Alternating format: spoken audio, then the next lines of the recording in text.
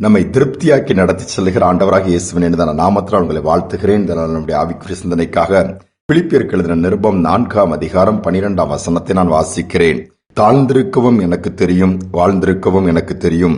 எவ்விடத்திலும் எல்லாவற்றிலும் திருப்தியா இருக்கவும், பட்டினியா இருக்கவும், பரிபூர்ணம் அடையவும், குறைபடவும் போதிக்கப்பட்டேன். பரிசுத்த பவுல் விதமா எழுதுகிறார். என்னால் தாழ்ந்திருக்கவும் முடியும், அதோடு மட்டுமல்ல நான் வாழ்ந்திருக்கவும் எனக்கு முடியும். அதையும் தாண்டி சொல்லுகிறார்.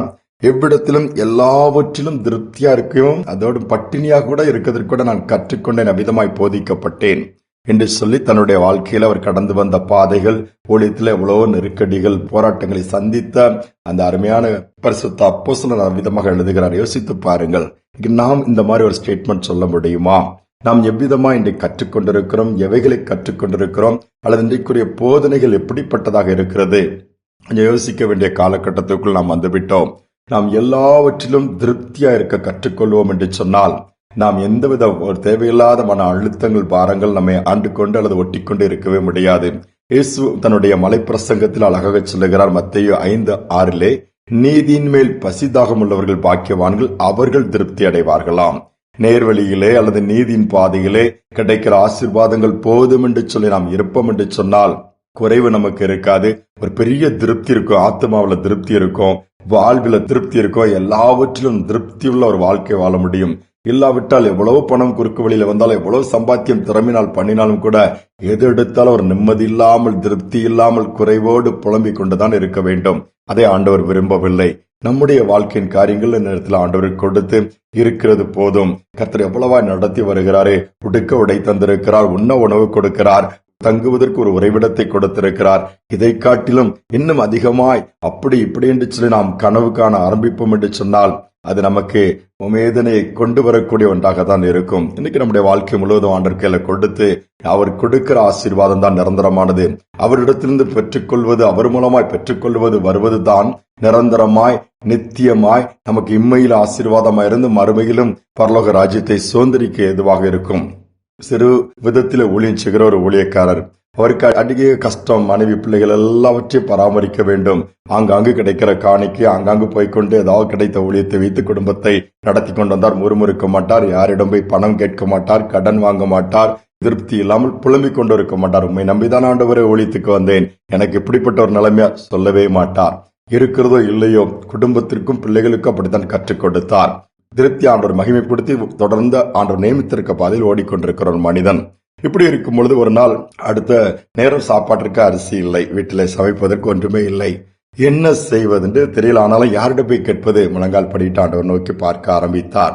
ஆண்டவரே, இன்னைக்கு அடுத்த நேரம் சமைப்பதற்கு எதுவுமே இல்லை, ஆனாலும் நீங்க எனக்கு இருக்கிறீங்கப்பா, இது எனக்கு குறைவா நான் பார்க்கல, நீங்க இருக்கிறதுனால குறைவுகள் கூட நிறைவாய் போயிருமே, நீங்க பார்த்துக் கொள்ளுங்கன்னு சொல்லி ஆண்டவரிடம் அந்த காரியத்தை ஒப்புக் கொடுத்து விட்டு பாடி ஆராதித்து ஆண்டவரை மகிமைப்படுத்திக் கொண்டே இருக்கிறார். 1 மணி நேரம் தாண்டி இருக்கும். கதவு தட்டப்படுகிற சத்தம் கேட்கிறது. கதவை திறக்கிறார். ஒரு ஊழியர் வந்திருக்கிறார், முன்பின் பார்க்காத ஒரு ஊழியர். யார் ஐயா, வாங்க, ஸ்தோத்திரம் பண்ணிட்டு அவரே உட்கார வைக்கிறார். அதே மாதிரி அவர் தன்னை அறிமுகப்படுத்த, நான் இந்த இடங்கள்லாம் ஊழியம் செய்யறேன். சரியா, இப்ப இந்த பக்கம் என்ன, இங்க வந்திருக்கீங்களா, என்ன விஷயம்ல?